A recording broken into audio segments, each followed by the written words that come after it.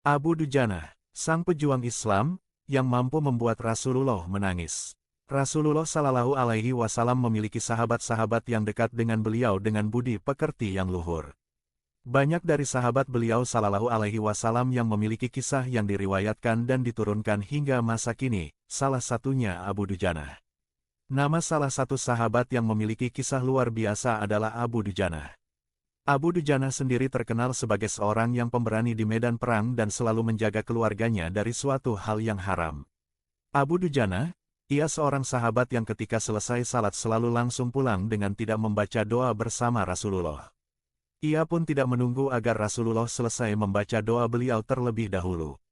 Perilaku Abu Dujana ini pun kemudian dirasakan oleh Rasulullah Shallallahu Alaihi Wasallam, sehingga suatu saat beliau bertanya ke Abu Dujana, "Apa yang menyebabkan engkau berperilaku demikian wahai Abu Dujana?" Abu Dujana selanjutnya menjawab, "Ini karena ada pohon kurma yang menjuntai di pekaranganku. Pohon ini bukan milikku, jadi aku buru-buru membersihkannya dan kurma itu aku serahkan kepada pemiliknya, yakni tetanggaku, dikenal sebagai seorang yang munafik. Aku melakukannya tanpa sedikit pun diberi dan mengharapkan imbalan. Hal ini aku lakukan juga agar anak-anakku tidak memakan kurma tersebut karena kurma itu tidak halal untukku dan keluargaku. Tetapi, suatu ketika aku jumpai anakku sudah lebih dahulu bangun dan kulihat dia tengah memakan kurma tersebut. Oleh karena itu, aku datangi anakku dan lekas aku masukkan tanganku agar bisa mengeluarkan kurma tersebut dari mulutnya. Namun saking kencangnya, anakku menangis berlinangan air mata. Begitulah ya Rasulullah, jelas Abu Dujana." Mendengar kisah itu Rasulullah Shallallahu Alaihi Wasallam seketika menangis dan kemudian beliau memanggil tokoh munafik tersebut. Kepadanya, Rasulullah berkata, "Maukah engkau jika aku minta kamu menjual pohon kurma yang kamu miliki itu? Aku akan membelinya dengan 10 kali lipat dari harga pohon kurma itu. Pohonnya terbuat dari batu zamrud berwarna biru, disirami dengan emas merah, tangkainya dari mutiara putih.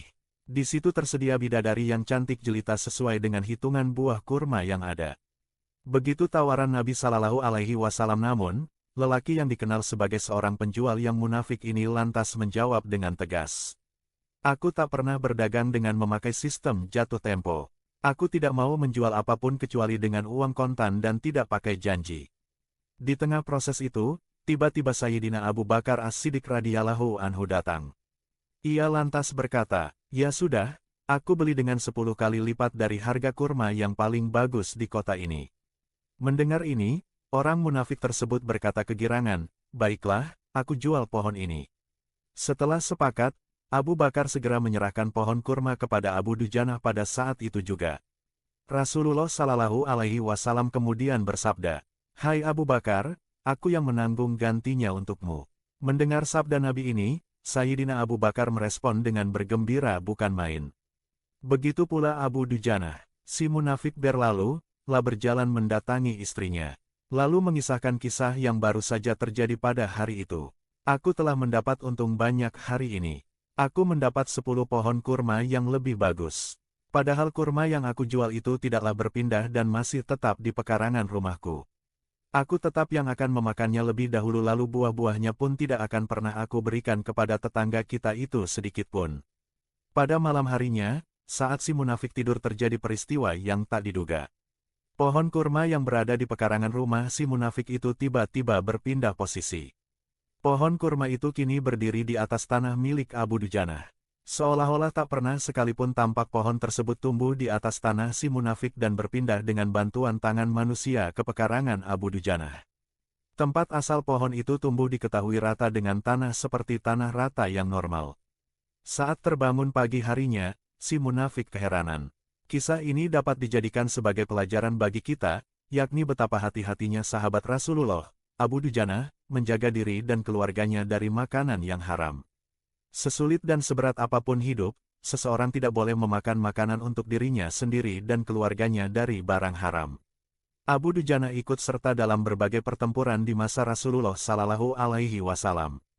Dengan keberaniannya, Abu Dujana merupakan sahabat yang mengambil pedang Rasulullah Shallallahu Alaihi Wasallam.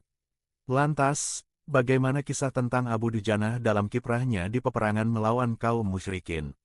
Abu Dujana merupakan salah satu ksatria yang pemberani, terutama jika ia telah meletakkan tanda pengenal perang di atas kepalanya. Kehandalan ksatria dan pahlawan Abu Dujanah dalam menunggang kuda, keberanian dan kenekatannya telah disaksikan oleh para temannya. Dalam perjuangannya mempertahankan Islam bersama Rasulullah Shallallahu Alaihi Wasallam, Abu Dujanah Samak bin Hursyah ikut serta dalam perang Badar dan Uhud. Diriwayatkan dari Anas, ketika Rasulullah Shallallahu Alaihi Wasallam mengambil pedang saat perang Uhud, beliau berkata, "Siapa yang mau mengambil ini dariku?" Para sahabat pun membentangkan tangan dan berkata, "Aku." Rasulullah Shallallahu Alaihi Wasallam kembali berkata, "Siapa yang mau mengambilnya dengan haknya segala konsekuensinya?" Semua orang terdiam, lalu Abu Dujanah berkata, "Aku yang akan mengambilnya dengan haknya." Setelah itu, ia memporak-porandakan barisan kaum musyrikin dengan pedang itu. Mengenakan ikat kepala merah ketika meraih pedang Rasulullah Shallallahu Alaihi Wasallam menjadi ciri khas Abu Dujanah. Ia bertekad bulat untuk melaksanakan hak pedang itu. Ketika berhadapan dengan Abu Dujanah, tidak ada seorang musyrikin yang lolos dari pedang tersebut. Namun, ketika Abu Dujanah berhadapan dengan musyrikin wanita dan hendak menebas kepalanya, Abu Dujanah justru menarik pedangnya. Wanita tersebut bernama Hindun binti Utbah. Dalam perang Uhud, Abu Dujanah tidak terlepas dari anak panah yang melesat ke arahnya hingga ia memiliki banyak luka. Hal tersebut tidak menghentikannya hingga ia menghempaskan pedangnya kepada beberapa punggawa Quraisy. Kaum muslimin mengepung benteng kaum Yahudi Bani An-Nadir hingga membuat mereka merasa takut. Rasulullah Shallallahu Alaihi Wasallam mengajak mereka berkompromi untuk keluar dari benteng.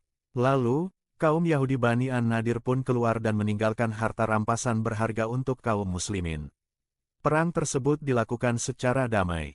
Harta rampasan juga dibagikan kepada kaum muhajirin untuk menyelesaikan kebutuhan dan kefakiran mereka. Sedangkan kaum Ansar tidak mendapatkannya, hanya Abu Dujanah dan dua sahabat lain dari kalangan Ansar yang mendapatkan harta tersebut. Saat perang Khaybar, Abu Dujanah berperang dengan gigih. Abu Dujanah berhasil membunuh ksatria Yahudi yang menantangnya berduel dan mendapatkan harta rampasan berupa tameng dan pedang. Harta rampasan tersebut diberikan kepada Rasulullah Shallallahu Alaihi Wasallam sebagai bentuk sedekah. Sejak saat itulah, orang Yahudi tidak berani menantang dan berduel dengan kaum muslimin. Saat perang Hunain, Abu Dujanah memiliki peran yang tidak dilupakan sepanjang sejarah. Bersama Ali bin Abi Thalib radhiyallahu anhu, Abu Dujanah berhasil membunuh seorang laki-laki dari Bani Hawazin yang telah membunuh banyak kaum muslimin dengan tombaknya. Abu Dujanah terus berjihad di jalan Allah Subhanahu wa Ta'ala. Ia meninggalkan sejarah kepahlawanan di masa kenabian dan dalam peperangan di hadapan Rasulullah Sallallahu Alaihi Wasallam. Abu Dujanah terus mencari kemuliaan syahid melalui peluang-peluang yang ada. Hingga tibalah perang Yamamah. Abu Dujanah berhasil menebas Musailamah dengan pedangnya hingga tewas.